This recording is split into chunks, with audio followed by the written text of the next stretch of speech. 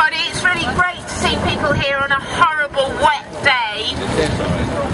I'm from the Green Party. I'm a councillor. And one of the Green Party slogans is fair is worth fighting for. Fair is worth fighting for.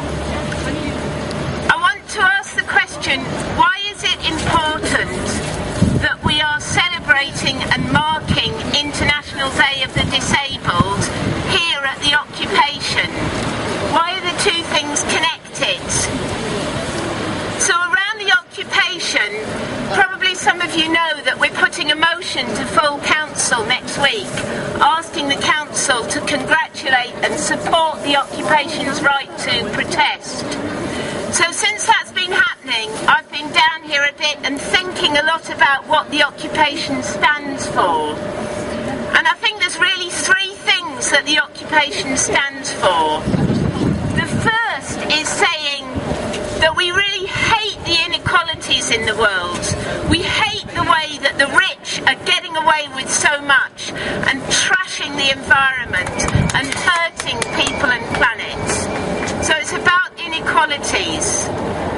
The second thing that I think the occupation is saying, it's calling for accountability.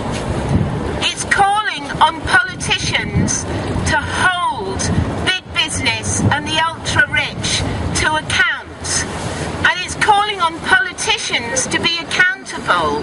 It's saying the world is a mess and the current political system has not sorted it.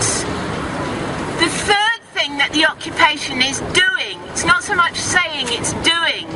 It's saying we're looking at other ways of organising ourselves. This is it, this is here, this is the way we want to be. So we're exploring, we're talking, we're making a space to look at new ways.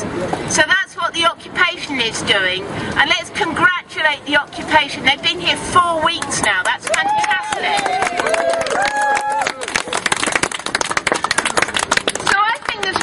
Strong parallels between what the occupation is doing and what disabled people are doing.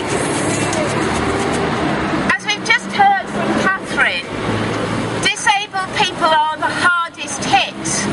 If we're talking about inequalities, then disabled people are some of those who are really the hardest hit, who are at the lowest end when we talk about the ultra-rich and the very poor. Disabled people will suffer most from the cuts. There's a guy called Simon Duffy who runs something called the Campaign for a Fairer Society. He's going to be coming to speak to the AGM of the Green Party next week. And he's got some very, very hard-hitting figures. He's saying that a quarter of the cuts are falling on just 3% of the people. And those 3% are the very poorest and include most of the disabled. Disabled people are hardest hit before they even start. Because if you're disabled, just to do the ordinary things, your ordinary activities of daily living, getting up in the morning, getting dressed, getting washed, having something to eat, even before you start to go out to study or to work and lead a normal life, you need a hand up just to do that. So disabled people are the hardest hit. If we're talking about inequalities, then let's talk about disabled people. Secondly, accountability. And I think here again, disabled people have a lot to say and a lot to teach us. Disabled people are those who are so easy to ignore, to pretend that they're not there. When I was speaking on Radio Sheffield a couple of days ago, the item before me, they were talking about a survey that had been done, where 2/3 of the general public was saying that they find it difficult to talk to disabled people. And 1/3 of the general public was saying that they think disabled people are a burden on society. So it's very easy to dismiss disabled people and for them to be invisible and not to be accountable to them.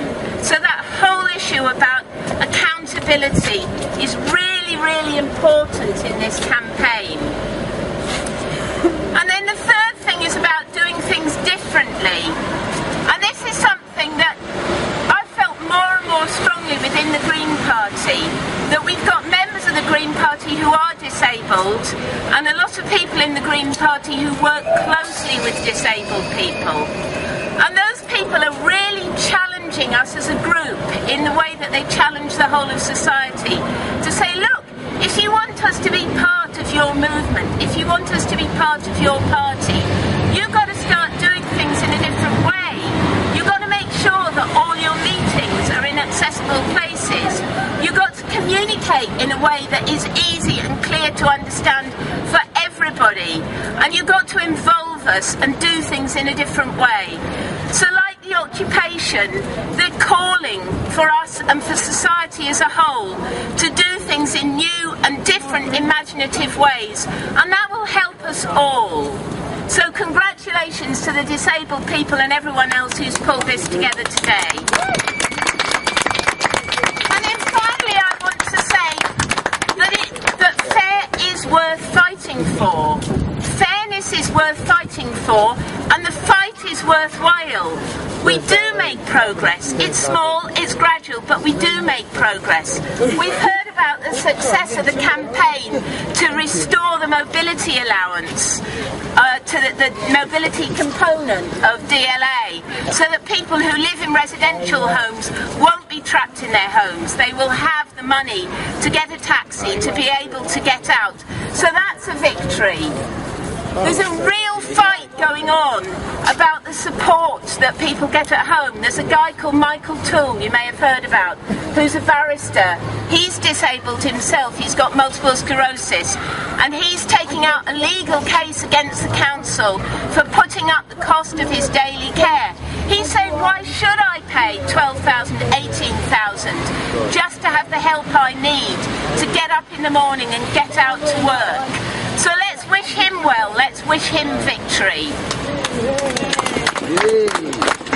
And the biggest victory is just to be here. This is amazing, to be out on the streets, to be standing alongside the occupiers, to be here on the streets in Sheffield, by the tram stop, by the bus stops, making ourselves visible, standing together. That in itself is a victory. So I say, fair is worth fighting for. Thank you.